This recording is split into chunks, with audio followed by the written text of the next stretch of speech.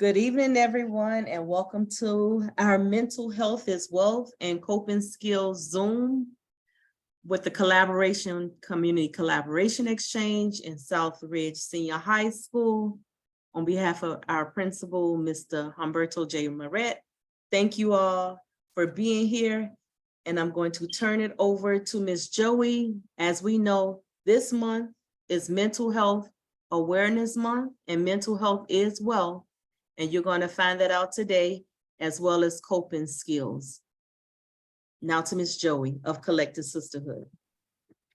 Hi, everyone.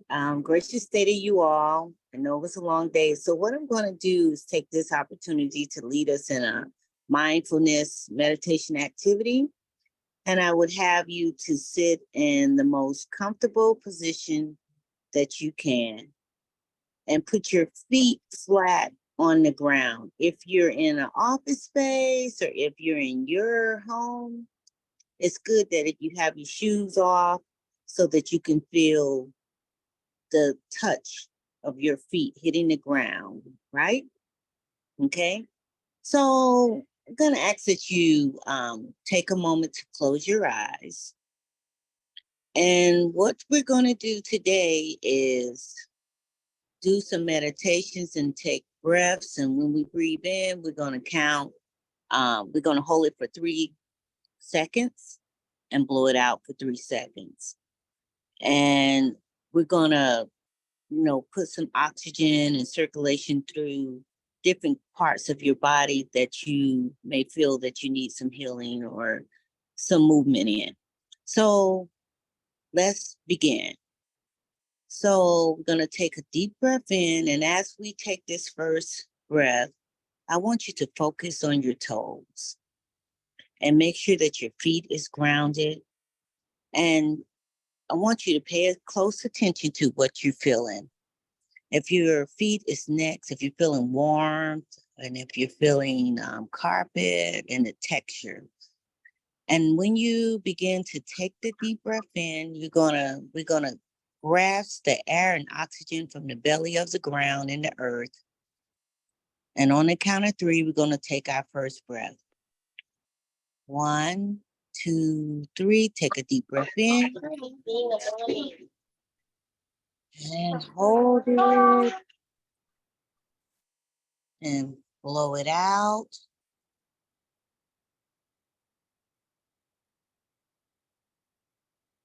And noticing how you feel deflated and you're feeling more relaxed as you took that first breath. And I want you to say to yourself that you are grounded and you are safe. And just for today, you're going to let go of all the anxieties and all the negativity and the toxins that has been in your body that serves you, that no longer serves you. So we're going to take another deep breath in. And remember, we're going to dig deep into the core of the earth. And this time, we're going to take this breath through the dirt all the way to the soles of where the water runs. So we're going to take that deep breath in and watch the air go through your legs, up to your stomach. And then we're going to blow it out.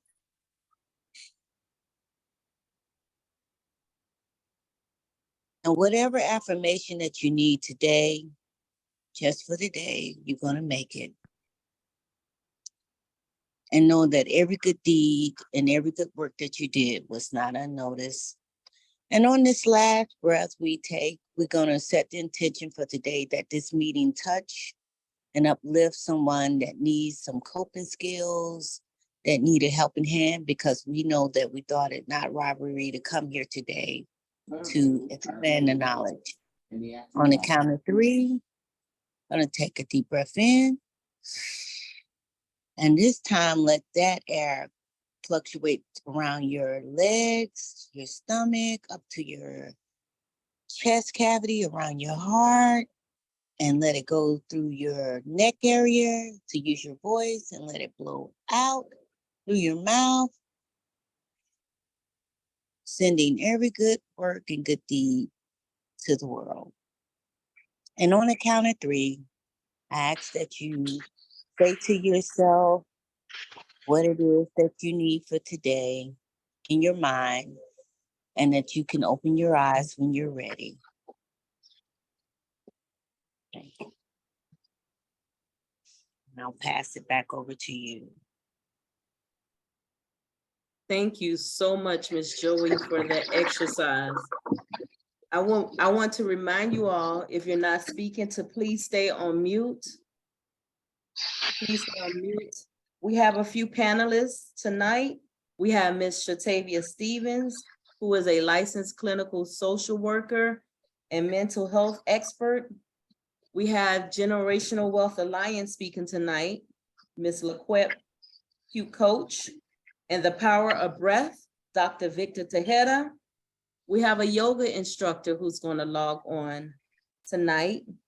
Impact Fred, we have a survey.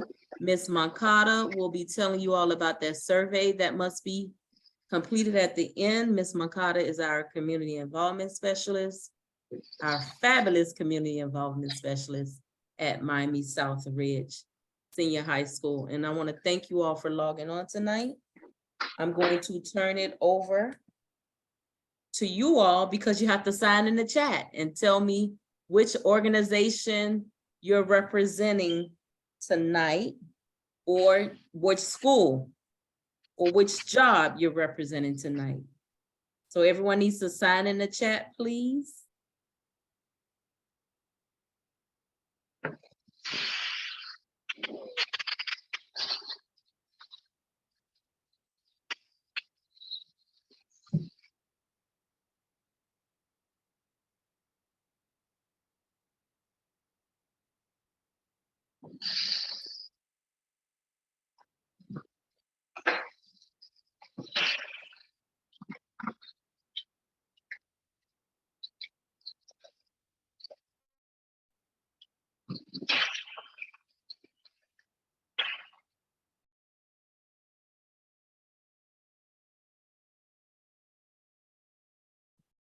All right, I see them coming in. I see them coming in. We have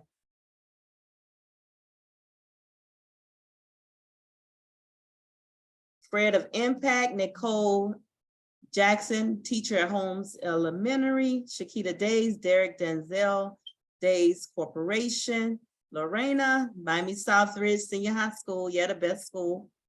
Samantha, Super Cool Sammy, Miss Joey, we got Miss Jean, our amazing counselor from Southridge, Melinda Bryan from Southridge, go Southridge. Make sure we get your community service hours to the students that logged in. You do get community service hours. Thank you. And of course, Dr. Tejeda. Thank you all. Thank you, everyone. If I missed someone's name, I'm sorry. Ebony Jones, Things I Like a Lot from Atlanta, Georgia. All right. Thank you all so much. So we're going to go, Miss Shatavia Stevens, are you ready?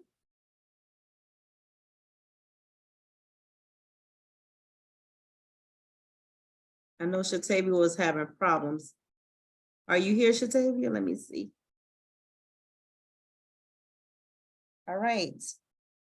Dr. Tejeda, you want to go ahead and get us started while Shatavia settles her technological difficulties?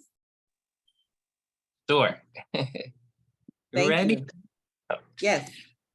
All right. Good evening, everyone. My name is Victor Tejeda, and I'm the proud trust counselor at Miami Southridge Senior High School. In support of today's goal, having discussions on mental health and mental health wellness, I wanted to share some impactful and important information with regards to breath and breathing. We had a great opening exercise with mindfulness that was highlighting how important it is to just really give yourself time and focus on how you breathe. Let's always remember that we are an interesting array of muscles that creates our bodies. And once our bodies receive any type of discomfort, or sense any issue of fear or danger, we tense up. Our muscles to guard our bones tense up. So when we're feeling a sense of anxiety or fear, we tense up. And one of our biggest muscles, which is our brain, also tenses up. So what is one of the most impactful and strong ways to calm those muscles down is pumping as much air as you can into them. So breathing. This is why we see when people are in heightened states of anxiety or in a state of fear or in a state of confusion, many of those immediate rescue workers or people trying to intervene are constantly repeating, breathe, breathe, breathe, breathe, breathe, breathe. Because once we can get more air into the body, those muscles start to calm down, specifically our brain. And then we could start thinking more critically and attack situations that might be causing any harm with a more effective solution and researching for a more effective solution. So a few things about breathing and some quick strategies to also add to the mindfulness activity that we had here. Once you notice yourself in any type of stressful situation that would benefit from focused breathing, always focus on the rate and pace of your breath. So many of us, obviously, when we're feeling any type of negative type of emotion, we're breathing fast. We're not thinking, our bodies are tense. So to bring some sort of calmer pace to that breath, we want to exhale longer than we inhale. So as you breathe in through your nose, notice the pattern. Is it coming out fast? Is it coming without control? You kind of do some self-check. A tool there is remind yourself that you are in control of that breath. So some people and some strategies that have proven effective and quick is counting. So notice and count, how fast are you inhaling? How fast are you exhaling? And you want to try to increase the exhale and make it longer than the inhale. This will start bringing you mindfully in, and this will start bringing the focus onto yourself. Some people like to then pace the breath to equate inhaling and exhaling at the same rate. So inhale for a count of 5, exhale for a count of 5. Either or can work, but as long as you're focusing in on that, that's going to help bring a lot more oxygen into your breath, bring it to the mind, and then the mind can go into those in-depth corridors and start thinking critically to best help you in whatever situation you're in. Also, the inhale and the exhale, you want to try to go in through your nose first and go out through your mouth. So inhaling for a count of 3, for example, and exhaling, try for a count of 4. In through the nose at 3, and then try for a count of 5. And then you should be able to notice yourself kind of mindfully going in and looking at yourself and seeing what's going on. Those types of exercises help do things like lower your blood pressure, address the heart rate, and obviously reduce the stress the body is feeling. Okay. I know we're going to have some yogic practice and information later, but there's many strategies that the practice of yoga also helps. I had the opportunity to study yoga a while ago in an ashram, and they have classes that are days long and they're really focused on breath. So I'm trying to condense it and give you as much information as possible. Also, while you're breathing, notice your body. Remember how we were at the beginning of this session, we were reminded to put our feet flat on the floor. That helps bring focus and mindfulness, having a nice supported back. And even in those moments, catching yourself in the posture of the body will help ease and notice the need to bring mindfulness to that. Many things that one can do too. Another thing is just listen to your body. So if you notice tension in any type of place, put your hand on it. So let's say I'm feeling stressed, I had a hard day, I have tension in my left shoulder blade area. and I don't know what to do about it. So I'm going to go ahead and just start focusing on the breath and put my hand on my breath, on my shoulder, I'm sorry, and just focus on the breath and bring and almost figuratively and imagine that as you're inhaling and exhaling, all that oxygen is going right there. This is why in these practices we are asked to close our eyes and really just guide that practice of self-healing to ourselves, and hopefully and improve how we're feeling. So are there any questions?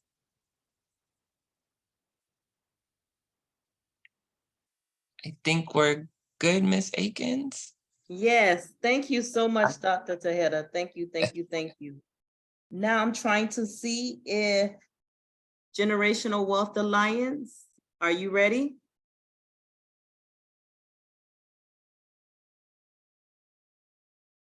Is Miss Rock? Yeah, Is Miss? Okay. I'm just gonna say, mine will be quick actually. I'm just gonna read a poem that I found about mental health that I would like to share. Okay. Okay, give me 1 second.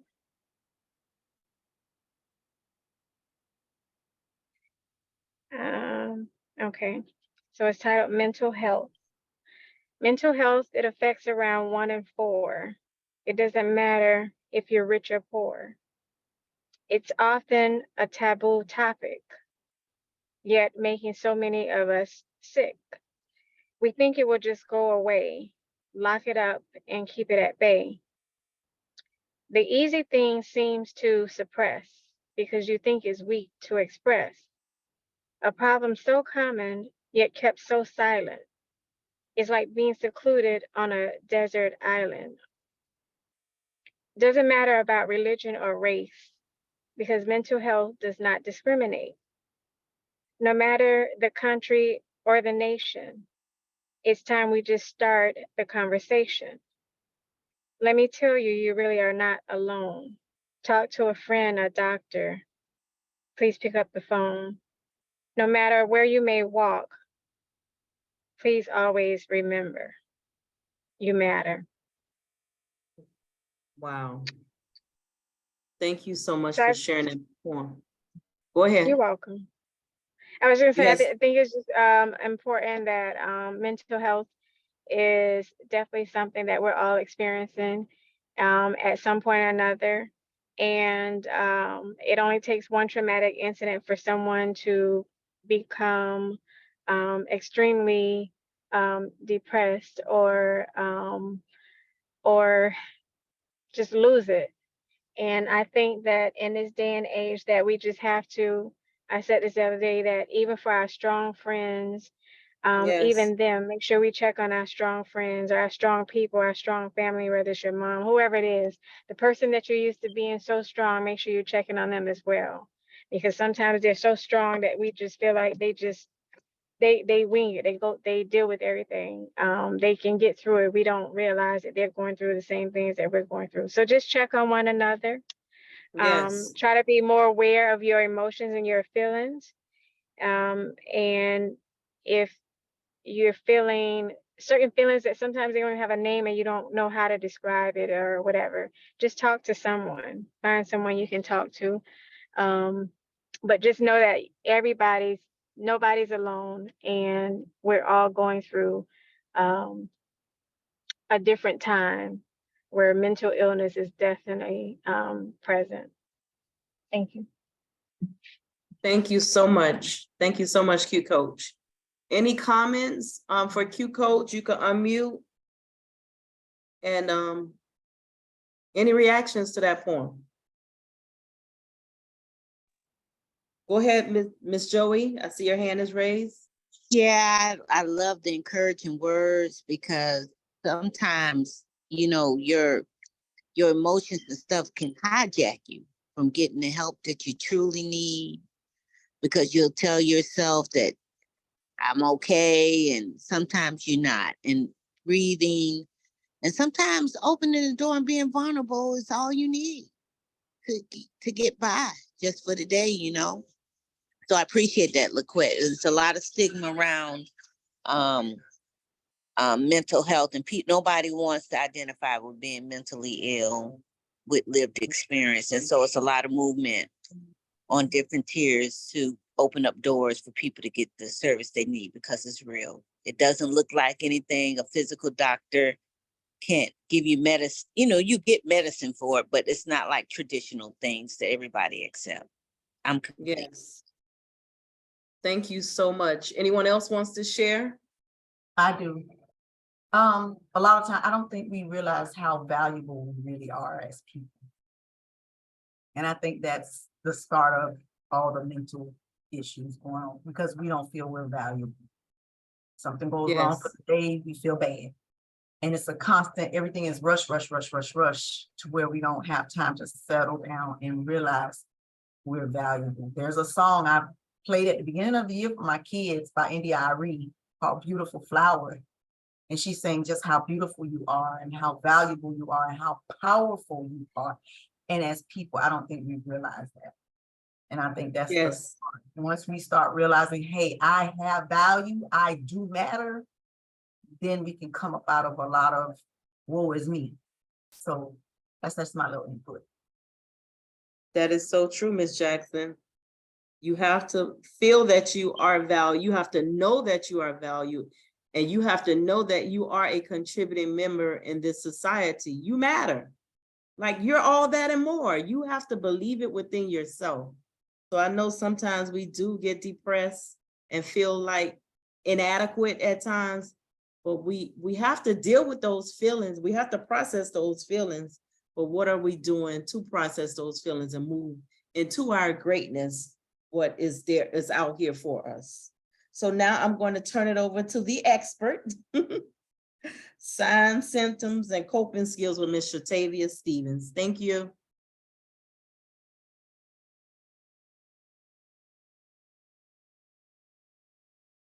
Good evening, everyone. It is a pleasure and honor to be here this evening. I just want to make sure that you all can see my PowerPoint, because I like images, I like information. So you all can see, can I get some thumbs up? Awesome, thank you, Ms. Jackson. And my apologies for not being able to see me live, but we're gonna keep pressing and keep moving. So my name is Shatavia Moffet Joseph, licensed clinical social worker, and I'm a proud member of Community Collaboration Exchange and also co-founder of Leap with Love, which stands for Ladies Empowering All People with Love. Alrighty, so before I begin, I won't take too much of y'all time, but before I proceed with this presentation and just some knowledge and information, can you all in a chat, or maybe you can unmute and give me just words that come to mind when you think about mental health? What are some words, some phrases, whether it's positive, whether it's negative? What's the first thing that comes to mind? Peace and balance. Peace and balance. Thank you, Melissa. Pain and joy, sanity, crazy, it matters, depressed, sad, death, and dying. It matters. Say it again. Seek help. Seek help. Yes. Seek help. It's very important. Absolutely. Okay. Thank you all for contributing and giving us just some feedback when it comes to that. So just to kind of give you all the definition of what mental health really is. Most of us, when we hear mental health, we think about mental health disorders or illnesses, right? But everyone has mental health. So it basically is our emotions, our psychology makeup, our social well-being. It's basically how the way we think, how we feel, and how we act. It's all connected together. So if I'm feeling sad, right? Emotionally, I'm feeling sad, then maybe in my mind, I'm thinking negatively. And then my behaviors will probably be, well, I'm going to withdraw, I'm going to isolate. So it's all connected. Think about that when you think about the whole person. Think about what we think, how we feel, and how we act. It's all connected. It helps determine how we handle stressful situations, how we connect with people, right? Sometimes if we're irritated, It's going to come out in that conversation, right? And how we treat others, and also how we choose to live our lives and how we make decisions, whether it's healthy or unhealthy. Just like our physical health, I believe someone mentioned before, we take that very seriously. So it's really important, imperative for us to know, no matter what age group you're in, whether you are a seasoned individual, whether you are a child, an adolescent, or a middle-aged individual, right? Your mental health, it matters. So our mental well-being, it's dynamic, and we know it changes from day to day, month to month, year to year, etc. I want to check in with everybody, right? So before we proceed, this is an image. This is something that I use when I am conducting my sessions with my students in the schools, just to kind of keep them going and keep them being able to facilitate a conversation. Sometimes we're having certain days and certain seasons, and we can't put like our finger on it. We can't really express or verbalize what's going on, but we can visualize it. So I want everyone to just kind of look at this image, right? Because we're checking in with ourselves. And if you're bold enough, if you want to, you can put in the chat what number you're at in this season, or even just today. Because remember, our mental well-being, it changes from day to day. So what number do you feel you are in this moment right now?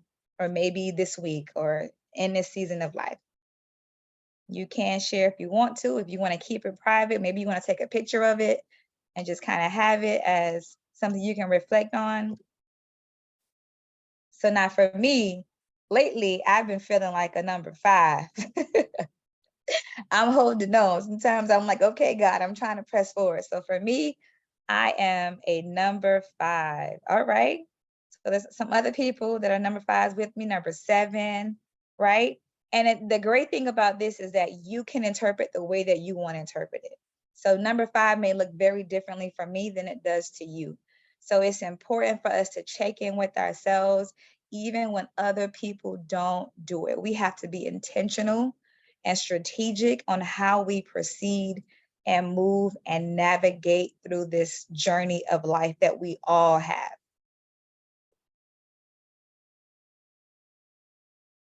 So just a little information. I love giving, statistics and facts on this topic of mental health. Usually when we hear mental health, a lot of us can feel or have been told or have been taught that it's a sign of weakness, and it's not. Always something that's seemed or deemed as negative, like Ms. Joey mentioned about the stigma that's attached or connected to mental health. It's not always something negative. Many people say, oh, it's all in your head, it'll pass through. It can be seen as competition, feeling good all the time. No, our mental health, we're not always at a 10. I know I'm not. And that it's a mental illness. It is not. You have our mental health, and our mental illness is something that you've been clinically diagnosed with. A destination, right? But it's a process. That's what it's not. Something you can snap out of. That's what mental health is not. Now, what it is something that everyone has. We all have mental health, right? It can be seen as both positive and negative at the same time. And it's really important for us to make time for. I won't go through each one, but you all can see what mental health really is. So I'm just encouraging everyone to kind of stir away from the stigma. We want to debunk the stigmatization that comes along with mental health. But it's important for us to take heed to it, to pay close attention to it, and to pour into our mental health. Something positive, something that's healthy, that's going to help us along the way. And a little bit of statistic that I found along the way is that approximately 15% of adults age 60 and over suffer from a mental disorder. And I'll go in the next slide and talk a little bit about what those mental disorders may look like. But think about the people that are around us, those who are over 60, right? 15% of that population, they suffer from a mental disorder. And those are the ones that are being reported. African-American teenagers are more likely to attempt suicide than they are from their white counterparts. That's alarming, right? People who look like many of us on here, Black and brown individuals, they're attempting suicide more at a faster rate. Depression is often undiagnosed, it's misdiagnosed, and of course, it's untreated for different reasons on why it's being untreated, but it's untreated a lot in a Black and Brown community. Women are twice as likely as men to suffer from depressive episodes, but only half as likely to seek treatment. Think about that. Women, us, right, as females, right? We are more prone to suffer from more depressive episodes. So just to talk a little bit about youth mental health, because we want to make sure that we include our young people. For those of you that are parents or caregivers and guardians of young people, this is something that you want to pay a little close attention to. So mental, behavioral, and developmental disorders begin in early childhood, right? So we want to think that as a person develop and get older, that's when we see signs and symptoms and behaviors of mental health issues. But that's not always the case. So it happens quite often in early childhood development. 33% of high school students reported feeling sad or hopeless for more than 2 weeks at a time. And that's a Florida Youth Risk Behavior Survey that's been reported. And this was maybe, I think, in 2019. So that's alarming, right? Our high school students, they're feeling sad and hopeless, right? And a lot of young people who I get to meet with one-on-one, like Ms. Jackson said earlier, they feel like their feelings, their thoughts, their pain, their circumstances are not important to people. They feel like no one is listening to them, that they shouldn't speak up, that they don't have a voice, right? So it's important that we have these conversations with our young people and create a safe space for them to speak freely about what they're going through. We may not have the solution, we may not have the answer, but creating that space to allow them to speak freely about whatever they're facing, it can go a long way for them. So these are just some additional facts and statistics as it relates to our youth and our young people in today's society. All right, so common mental health illnesses, right? We talked about that disorder. So a mental health illness is basically a health condition that interferes with the way that we think, the way that we move, the way that we behave, the way that we're feeling on the inside, right? It's a disruption. Could possibly be a chemical imbalance. It just depends on what the disorder is. So some common mental health disorders and illnesses that we hear quite often, right? We may use it in a wrong way, but these are just common disorders that we often see just in our families and at our workplace, in our community. Anxiety disorders, including panic disorders, obsessive compulsive disorder, and a lot of different types of phobias. Depression, right? We hear that word depression a lot. Depression and anxiety is on the rise, right? There's a lot of different things that are happening in the world, not just individually, but just collectively as a community, as a nation. We're faced with a lot of different things. So, and it causes depression and it causes anxiety to happen, not just with adults, but it's happening with our young people. Bipolar disorders and other mood disorders. Eating disorders is something that I see quite often too with my high school students, right? Because of how they may feel about themselves may cause them to have some form of eating disorder. Personality disorders I see that often too. Schizotypal, schizoaffective disorders, those happen a lot as well that I'm seeing in the school systems. And of course we have PTSD. We hear that a lot, post-traumatic stress disorder, and psychotic disorders, including schizophrenia. We hear schizophrenia a lot, but those include like hallucinations and delusion and psychotic behaviors. So these are just some common mental health illnesses. And we have dementia. We have a whole slew of mental health issues that are prevalent and that are on the rise in our community. So we got a little bit of information. We got some facts and some research, right? But it's important for us to pay close attention. So I'm asking you all, are you really paying attention to yourself? Right? Are you observing yourself, right? We have our eyes on our loved ones, on our parents, on our kids, but it's time for us to pay close attention to ourselves as well, because if we're not our best self, we cannot be or be present and show up for other people. So some of the things that I want to kind of highlight when it comes to our youth, right? When you see changes in their performance at school, academically, or changes in their behaviors, for those of you that are educators or even parents or guardians on here, think about your child's behavior. And if there's a change in that behavior, ask questions, right? Talk to their teachers, talk to their close friends if you have access to them. But typically when you see a change and it's a drastic change, that may be an indication that something may be wrong. And of course, suicidal ideation, that's just suicidal thoughts, right? So for us in the school system, this is something that we do not take lightly. If a student expresses that they want to die, I had a student a month ago who expressed that she wanted to jump off a bridge and she wanted it to hurt and she no longer wanted to be here anymore because of a breakup, but she strongly felt that way of having those thoughts. We had to do a suicide risk assessment, and unfortunately she had to be Baker acted. So she had to go to Jackson and go through the whole process, but it was better safe than sorry. Self-harming behaviors that can be cutting, chronic sadness, always sad, right? Never having a joyful moment, never expressing happiness. These are things that we have to pay close attention to, not just in our young people, but also within ourselves. And then another one can be isolation and just withdrawing. It's one thing where our adolescents, they want to be with their friends and do their own thing, but if you can sense that they're not with their peers, they're closing their door, they don't want to socialize, they don't want to engage in anything, that can be an indicator that something may be wrong. It may not always be the case, but these are behaviors that we want to pay close attention to. And then even with ourselves and as an adult, think about your state of mind, right? When it comes to anxiety, I know for me, because I personally have struggled with anxiety, sometimes I excessively worry, right? It can be something really small, something minute, and I can take it to a whole nother level because of anxiety, and it's real. Feeling excessively sad or low.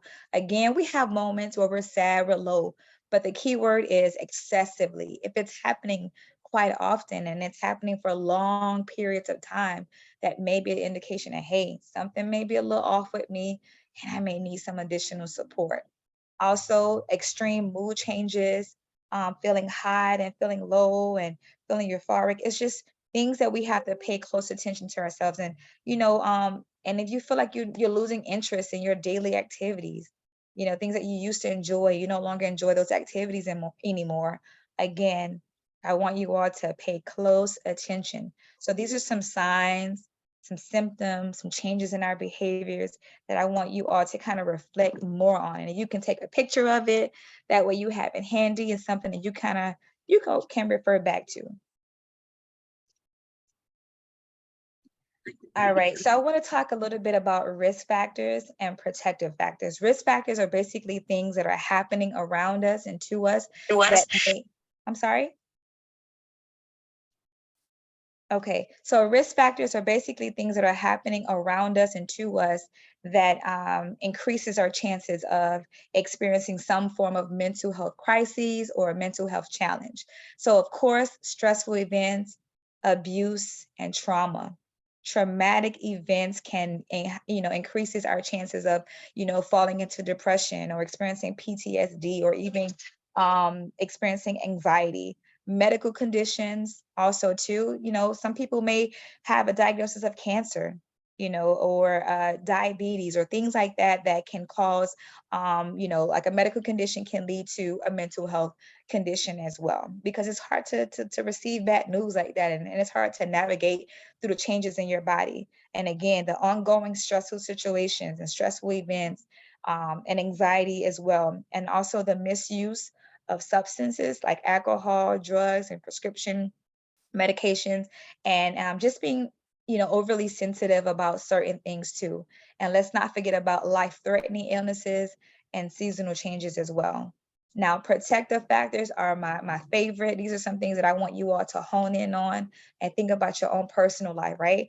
A protective factor are things that we have around us that will help protect us from, experiencing any form of mental illness or a mental health challenge. So these are things that will help ground you, help balance you out, right? So I won't go over each one, but these are some examples of what protective factors may look like. And for me, I can relate to my spirituality. That's a protective factor to me. Having that good spirituality and connection with my pastor and my the congregation and just people that I can, relate to and they can pray with me, that can, send me different spiritual verses and things like that kind of help me navigate through that. Think about your economic security, right? If we are not doing well economically, financially, it can cause some issues within our lives, right? It can cause stress and anxiety and feeling overwhelmed. So again, our financial status, if you are secure financially and economically, that's a protective factor for you, could be for you. Think about the good social support that you have, system that you may have. I know for me, CCE is one of those good support, social support systems for me. And also, again, goes back to my church, and then just having good relationships with friends and people that I can relate to. So think about where you are in your life and what you have surrounding you and who is pouring into you, whether it's negative, whether it's positive, whether it's healthy or not. But these are things that we have to pay close attention to. Risk factors, that's going to increase my chances of experiencing a mental health crisis, or am I increasing my protective factors in my life? All right, so now we are going to talk a little bit about coping skills. Ms. Akins is really big on that, but coping skills are basically things that we do to make ourselves feel better when we are faced with adversity. I know everyone on the Zoom line, we can go down the list and we can say, hey, this is an adversity that I'm facing right now. This is a hardship that I'm going through right now. We all have situations, we all have highs and we have lows, and some of us may be in a struggle right now, but we don't know. But how are you really coping? How are you navigating through those emotions and those things that you are going through? So here are a list of healthy coping skills that we all can kind of learn from and take from. Maybe you can write in the chat and tell me, what are some healthy things, right? The key word is healthy too, because we're all coping, right? But the key word is how are we coping? Are we coping in a negative way or in a positive way? So you can tell me in the chat, we can kind of share and learn from each other. But what are some things that you are doing now to kind of help you cope through life? All right, Fred said that he does all of them and he recommends all of them. All right. I know for me, sleep, but I love taking a walk. That helps clears my mind. I love it. I go to the park and just kind of have a moment to myself. Lorena says music and journaling. Yes, Marie Jean says she loves to write. Absolutely. I encourage my young people to write all the time. Sometimes it's hard for them to vocalize what they're going through and expressing to their family members. I'm like, hey, write it down, jot it down. Ms. Aiken says she do most of them, but sleeping tonight to deal with what she's going through. Okay. And she also loves writing poems. Again, figure out what your coping skills may be. That's a toolbox for you, wherever you go. And share it with someone that you trust, right? Two things that I want to point out for here is, one is asking for help. We go through a lot of different things at different times of our lives. And I want to say here, let's normalize the idea of asking for help. Let's ask each other for help and support. I know for me, sometimes I may not need anyone to solve my issue, but if someone just can listen to me, I feel heard and I'm able to just release some of the things that I'm going through. It helps a lot. Okay, someone says bathing. I love that one too. Going outside. Absolutely. So simple as just bathing, right? That's very simple, right? But some people just go in, take a shower for 3 minutes and they get back out and then just go about life. But sometimes, not sometimes, we have to be intentional with our time and our space, right? So if just simple as taking a bath, not a shower, but if you're able to and you have access to a bath, take a bath. How about taking a nap? Right? How about disconnecting? Those are ways that you can cope sometimes, right? And another one can be just exercising, doing something different, right? Going or out and joining a gym or a club or something like that to get yourself, occupied, but in a more productive way. So these are just some list of things that you can do to kind of help you cope with just life. Life can be hard, it can be stressful, it can be great. It's up and down for many of us.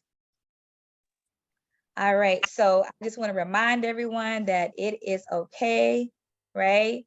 If you feel a little sad, right? We've been taught, I know for different generations and different cultural backgrounds, we've been taught that, you'll be okay, just keep pushing, and we dismiss each other's feelings, right?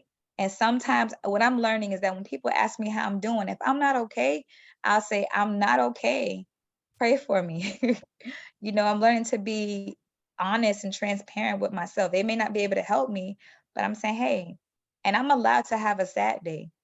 I'm allowed to not be okay a day or two. So remind yourself that it's okay to not be okay, right? It's okay if you struggle to stay positive, right? You're not in this alone. Many of us, I tell my kids when we used to wear the mask during the pandemic and COVID, I tell them all the time that we're physically wearing these masks, but many of us, especially adults, we're walking around figuratively wearing a mask. We're masking our emotions, we're masking our feelings, we're masking the struggles that we're going through. No, be honest with yourself at where you are, whatever space you're in. Be honest. And it's okay if you're struggling a little bit, right? It's okay if you need a rest. It's okay to say no. I don't think that's on here. That's part of the boundaries, right? Learning how to say no. You can say no in a respectful, kind, and nice way. It's okay to step back. It's okay if you've made a mistake, right? So these are just a few little things that I want you all to remember. Again, take a picture, and if you're having a moment, and if no one else tells you this, you can tell yourself that, right? Give yourself permission to feel. Give yourself permission to have a moment, right? Because we don't give ourselves permission to do so. So give yourself that permission. And here are some mental health resources, right? We know 911, but I wanted to just, emphasize on the number 988. That's for anyone who may be experiencing some form of mental health crisis. There are trained professionals on there. You can text them. The 988 is a texting number, by the way, right? Sometimes we don't want to talk on the phone. I'm one of those people. I don't like talking all the time, but you can text these professional people, and it can kind of help you navigate through what you're going through and give you some local resources. And then we also have 211 here locally. Again, if you need some resources, they can get you to the right people and the right department. Thank And you. you're welcome. Here's some other resources too. This is really important. Some community mental health centers and crisis centers. You all can take a picture of it. And Miss Shatavia, are you going to be on at the end in case someone wants to ask you anything and Yes, pull up a I'll be. slide back? Okay. Yes, I'll be here. Just I'm here the whole time. Thank you. You were phenomenal, man. I don't want Thank you to go, you. but I know the yoga instructor has to go now, and then they could ask you questions if they have any after the yoga instructor. Thank you for being like amazing, girl. Thank you. Thank Thank you. Thank you. you. Ms. Roth, I'm gonna turn it over to you. Okay. Oh, hi guys. It's my pleasure. Hi. To introduce a truly gifted yoga instructor and just an all-around amazing person, Louise Martin. Hi everybody. So happy to be here, and I want to piggyback on what you were just talking about, because what I learned to do to take care of my anxiety was yoga, and it helps. So it's really become my passion to share it with everybody, because there's nobody who can't do yoga. A lot of people think yoga is about, having a 21-year-old, 105-pound body that can make pretzels, right? And it's not. There is no human body that isn't capable of practicing yoga. It's accessible to people of all ages, all shapes, all fitness levels. Anybody can do yoga, and I think that makes it really special. Since we have limited, time here tonight, we can try a little bit of a practice, or And the alternative, if people have particular questions about how to go about starting a yoga practice or what would make a yoga practice a good idea for them, I'm happy to answer those for a couple of minutes instead. Up to you. Anybody have questions that they would like me to answer, or would you like to just try a little bit of simple yoga sitting wherever you're sitting? Yeah, try a little yoga. Okay. All right. So yoga is about, the physical process of yoga is about uniting breath with movement. And that makes it different than exercise where you're just going to the gym or going for a run, because you're consciously uniting your breath and what you're doing with your body. And the more you accomplish doing that, the better you feel at the end of your yoga session. The breath that we'll use right now, we call Ujjayi breath. It comes from a little constriction in the back of your throat. You breathe in and out only through your nose. And the sound that your breath makes is like ocean waves. So if you just sit up nice and tall and extend your hands out to the side and take a moment to seal your lips and take a couple of slow breaths in and out only through your nose with a little constriction in the back of your throat, like you're saying the sound, but with your lips sealed. And then breathe in and lift your right arm up. Breathe out, lean to the side. Breathe in, reach your arm up. Breathe out, lower your arm down. Left side, breathe in, lift your arm up. Breathe out, reach your arm to the side. Breathe in, lift your arm up. Breathe out, lower down. Right side, breathe in, lift the arm up. Breathe out, stretch to the side. Breathe in, reach up. Breathe out and lower. Left side, breathe in and reach. Breathe out and stretch. Breathe in and reach. Breathe out and lower. Roll your neck.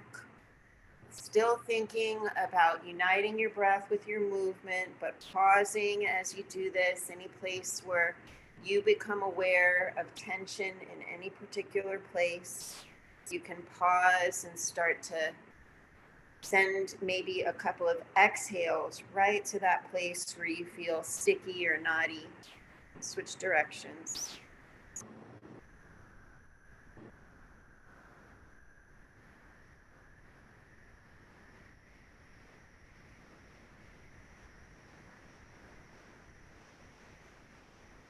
Back to center. The left hand stays outstretched. The right hand comes to the top of your left ear. And then with a little gentle pressure, you pull your right ear in the direction of your right shoulder.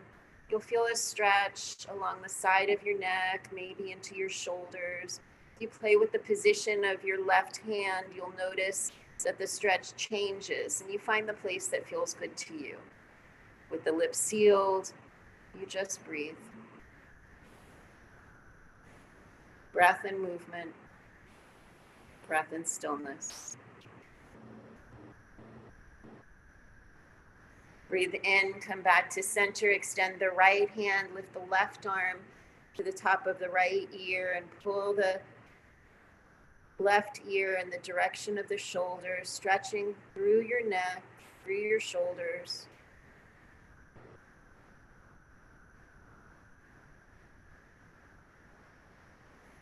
And then release and come back to center. Put your hands on your thighs and start to circle your chest forward and around.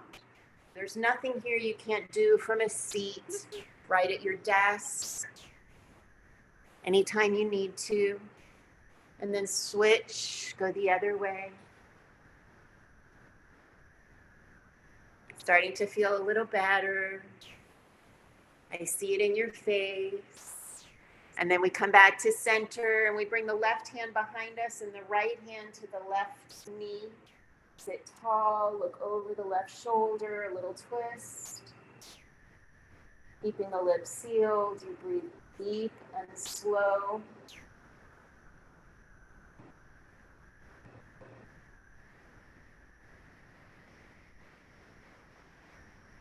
Breathe in, come back to center, left hand to the right wrist, to the right knee, and the right hand behind your hip, look over the shoulder.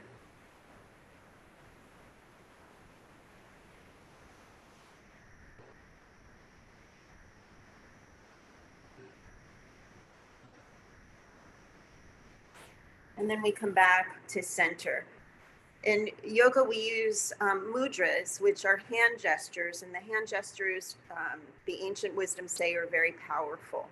They can evoke certain emotions, and they can help us let go of certain emotions.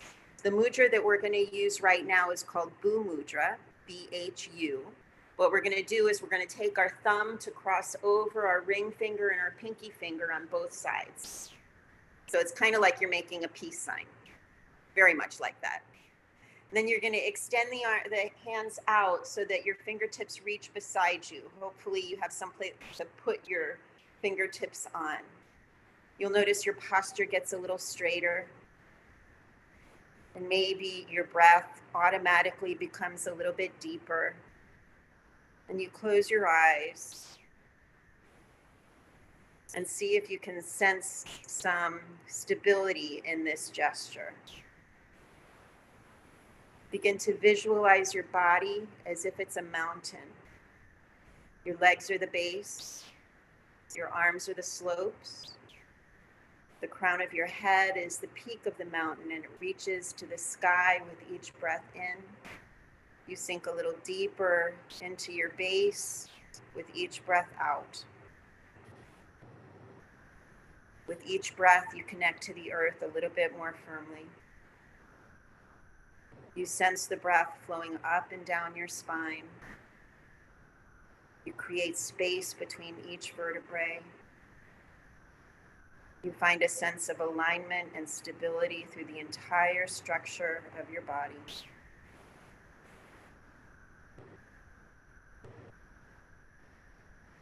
Resting in your mountain stability, take some time to notice a pause might be developing at the end of each exhale.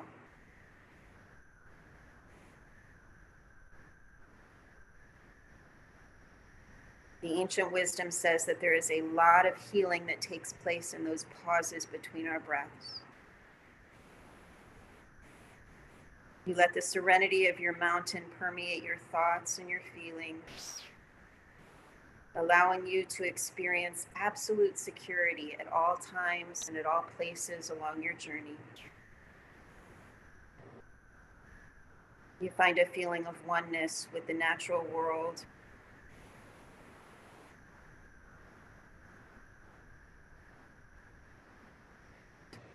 You let that absolute stillness permeate your entire being. Repeat the following to yourself 3 times. I experience complete stability. I experience complete stability. I experience complete stability. Slowly release the gesture and take a couple of natural breaths.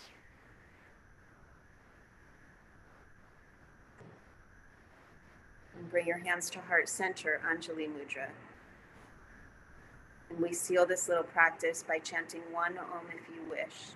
Before we do that, let me explain that Om is kind of ubiquitous. It's people think of yoga, people think of this mudra, and people think of Om and Namaste.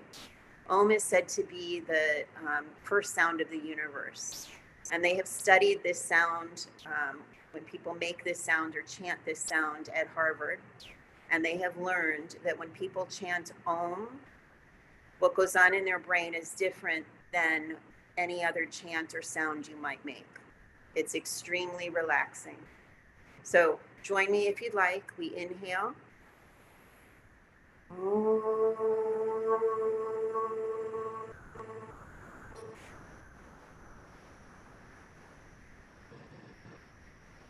The light within me bows to the light within you. Namaste. Let me just say that the whole point of the movement in a yoga class is to reach a place that you can be still. Most of us are fidgety all the time. The hardest thing for us to do is to be still. And so in this little mini compressed practice, the ability to be still might have been really hard. But if you go through a whole yoga practice, you will be looking forward to that moment of stillness, these moments of stillness at the end. And there is nobody that ever came to a yoga class and felt worse afterwards. So I wish you all health and happiness and peace and calm, and happy to answer any questions. Wow, thank you so much. That was amazing. That was amazing. Like you could feel a difference. Like I see why And just people, a couple, yes. yeah, Wow, thank you. And you're and very you- welcome. And everyone is saying thank you in the chat as well. And you have comments in the chat. Thank you. Are you gonna tell them the good news of what happened 4 months ago? The good news. What happened 4 months? Oh, I retired 4 months ago. Yes. Do you know what I retired from? A stressful job. So I can tell you folks, now that this is over, that I used to be a Miami-Dade County judge. I was on the bench for 22 years. And before that, I was with the public defender's office as a trial lawyer. So I know from job stress. And Yes. very happy to be doing this. And I wish I had found it earlier in my career. Wow. Wow. Thank you for being here. You could have been anywhere else, so and I know you have a class in a few minutes. So Yes. Thank you so much. We appreciate you. And hopefully next year when we do this experience again, 10 days of connection with Radical Partners, you will be a part of it as well. Thank you. Thank you. Good luck, You're everybody. welcome. Bye-bye. Thank you. Bye-bye. Wow, that was awesome. Like, this is a blessing tonight, man. I don't know how y'all feeling. Y'all could tell me how y'all feel in the chat before we wrap up things. We're gonna hear from Fred and go back to Miss Shatavia in case, because I rushed her at the end because I had to get the yoga instructor off because she actually has a class at 7:15 and she came on to do that with us. So y'all put in the chat how y'all feeling right now. Like, give me some feedback so we'll know we bringing this back next year. This is our second year, so it was good last year. We want to build it up every year and make it happen.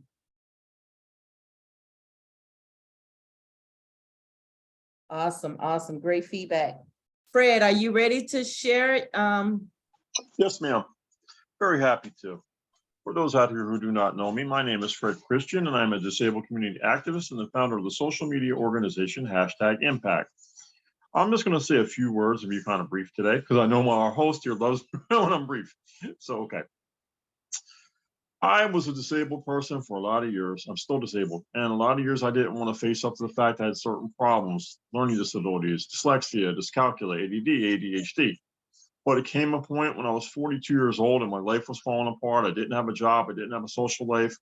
I wasn't fitting in socially, that I knew I needed help. So what I did, I needed to get disability, and I went to Nova Southeastern University and I sought help, and they diagnosed me properly, which this is what I'm saying today in my presentation. I want everybody out there to know it's okay to go get help. You should go get help, and everyone should try to get help if they have a problem. They found out I had these diagnoses with this, and they also found out that I had depression and anxiety, which I learned some coping skills. I learned therapy, and I went to therapy for 3 long years. And I was grateful I went to therapy because seeing a therapist is a good thing. In addition to the activities that we recommended, journaling, taking a walk, which I do all of, and please try to connect with your higher power or your God or Jesus. That's another thing you can do to help yourself. But above all, seek help. And if you have a friend who is down or depressed or anxious, please look in on them, check on them, especially your elderly and disabled neighbors, and even our young people. Check on them, make sure they're okay. Even our kids. Like Twan and I have a little friend we know that's going through some stuff. And just make sure our kids are okay. That's the key to this. I didn't have healthcare for a long time, and still 500,000 people in Florida that don't, and we need to expand Medicaid, which will help get more services to the people. But above all, whether you don't, there is services for those I've heard that don't have any coverage. Please seek help. If you're going through anything at all, please seek help, tell a friend. And if you have a friend, and this is for some of our friends, it's going through something, don't be afraid to see something and say something if that person's hurting. Make sure they get the help they need. Don't let them go it alone, and reach out to them. Call your neighbors on the phone, do a buddy check. Just make sure everything's okay. And I want to thank everybody for their time today. God bless. Thank you, Fred. Thank you, Fred Christian. #impact. You always come through. We're going to go back to Shatavia. Then we're going to close out with Ms. Moncada giving you instructions on the survey. We tried to put the survey in the chat, but she'll tell you the other alternative that we're going to do unless Ms. Zambrano has another way to put that survey in the chat, because we tried. So thank you all so much. I'm going to turn it back over to Ms. Shatavia in case you all have questions, because that was some great knowledge she passed down today. Thank you all. It's just been amazing from the start with Ms. Joey to the yoga to LaQuette with her poem, from Dr. Tejeda with his breathing. This is amazing. Thank you. So Shatavia is back on you.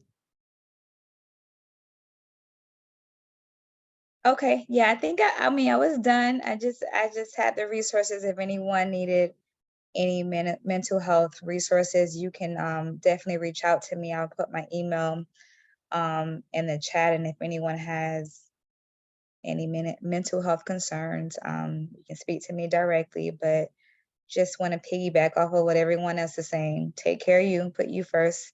Your thoughts, your emotions, your feelings, your struggles, all of that, it matters. If no one else is telling you today, or you haven't heard it lately, this is a reminder, check on you. We check on everyone else. Check on you first. Yes.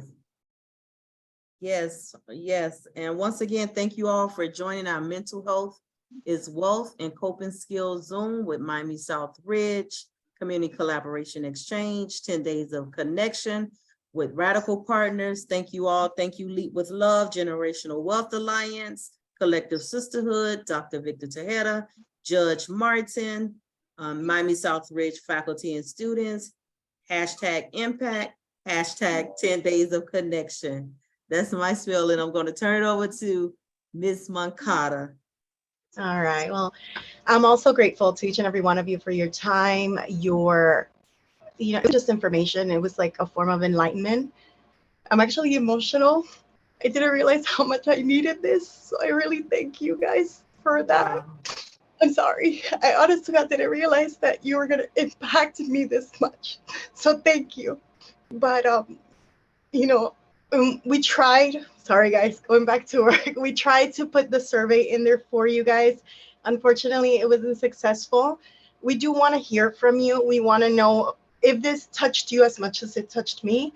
So if we would appreciate it if you can put your emails in the chat for us, and I will find a link and send that to each and every one of you, because it is important to know if what we put out there is working, or if you want to hear more about these kinds of things, and it'll help us empower each and every one of you, and help each and every one of you as well as ourselves, and work together for the betterment of everybody, here, and that we come across and meet and touch and help. So that's pretty much it.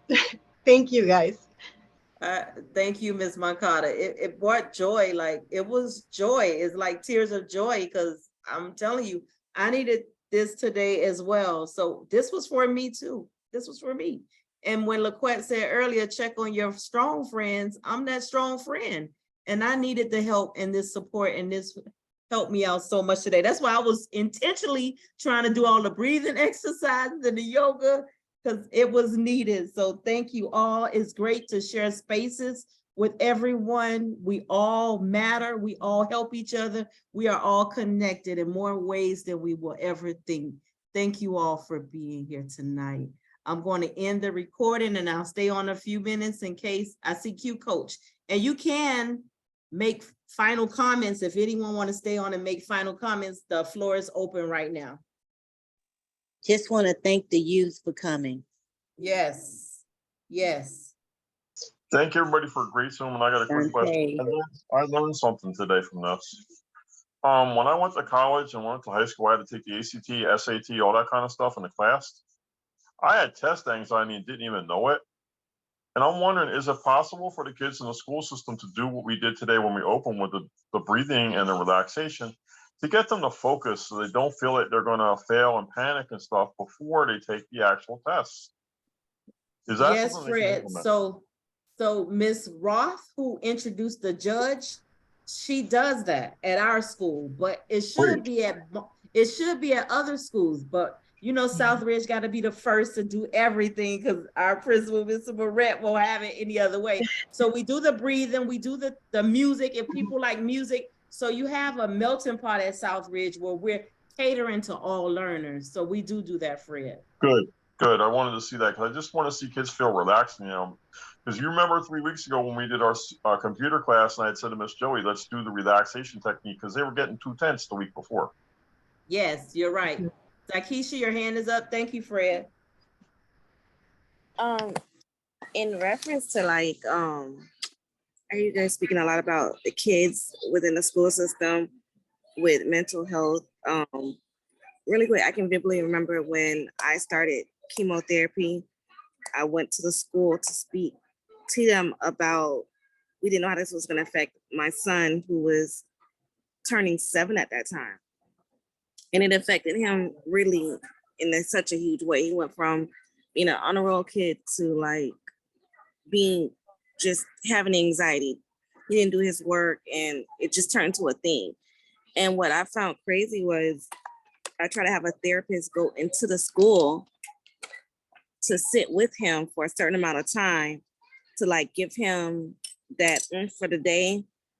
And I found that if you had private insurance, a therapist would not go into school, that he would have to been on Medicaid. I think it's Medicaid to get a therapist to go in there. And that the school counselor advised she was overwhelmed with how many students she had to attend to for the day. And so one of the things that, you know, I'm looking for in the future to happen is for kids that are going through, I know a lot of kids are going through different things. Kids go through more than what we realize sometimes. But ones who are actively going through like mental, like traumatic things, because cancer is traumatic when you watch your parent go through things like that, and other life experiences is where, I don't know, like a traumatic counselor, like something in addition to the actual school counselor being there. Yes. Also, I learned that at a certain age, some kids don't understand what therapy is, because I got my son an outside therapist and he would talk about dinosaurs when he was there. And she was like, you know, kids are more so in the moment, that if it's happening in the moment, they'll talk about it. If it's not in that moment, sometimes they won't talk about it. You know, they'll go to other. Thank you for sharing. Someone else wanted to close out? We got 3 minutes. We got to end this Zoom in 3 minutes. Okay, can I say something really quick? Thank you so much, Takesha, for sharing your experiences with us. I do want to add that you're right. When it comes to the private therapist, the school district, you know, doesn't allow them to come in, and that they have specific agencies that they allow therapists to come in and provide that mental health support. But the great thing about the school district in Miami-Dade County moving forward is that we have a mental health coordinator that's assigned to each school. And I am one of those mental health coordinators. So if you yourself, or if you have a friend or a loved one or someone that has a child that's in school in Miami-Dade County and needs that mental health support, make sure that they connect to the mental health coordinator that's assigned to their school. So we have our school counselors, but we also have mental health coordinators like myself, who are master levels individuals that can provide that mental health support that you are in reference, you know, that you're talking about as well. But thank you for just opening up and being transparent. Exactly. Yes. Thank you, Shatavia. Anyone else? Welcome. I want to thank the Yes, counselors of hello. Southridge. I want to briefly thank the counselors of Southridge. I saw Dr. Tejeda here, Miss Garrett, Miss Jean, Miss Everett. I didn't see her, but she's one. Miss Gonzalez, I'm missing somebody. Miss Roth, who logged on. Those are all counselors at the #1 high school in Miami-Dade County, Miami Southridge. Okay, go ahead. Yes, yes. Good evening, everyone. How you guys doing? Okay, Hi. I just wanted to piggyback with Miss Cute Coach, where she was saying something about how the strongest person always needs some encouraging, you know? Sometimes they Yes. think you're superwoman, you're doing it all, and it makes you make it look so easy. But they don't understand for us to make it look easy, we have to charge ourselves up, you know. So when we're doing so much, we run out. And it's sometimes you feel like you're running out of energy and you cannot continue and they don't know sometimes you're working, but it don't be you working, it be that emptiness working, but we need some to strengthen us up and keep us Yes. encouraged to keep us pushing. So I thank you, Q Coach, for highlighting that part, because a lot of people miss that when strong people working and doing what they're doing, we need some help. We need some encouraging, because if we don't have any, we won't have none to give out. So thank you for Oh highlighting my that. gosh. If we don't have any, we won't have any to give out. You're right. Encouragement goes a long way. Thank you for sharing that. Super cool, Sammy. So I'm going to stop the recording here and we'll stay on in case someone else want to share, but I want to give everybody the benefit of the doubt. We started at 6, ending at 7:30. I went over 3 minutes already. Thank you all for being here tonight. I'm just going to stop the recording, but the conversation can go on. And if people want to go about their night, go ahead. Thank you all, and you will hear from us. Everybody, if you didn't sign in, please sign in. Place your email. We want to send you that survey to complete. Have a great night. And again, thank you all for being here. And tell a friend. We're going to do it again in May next year. Thank you.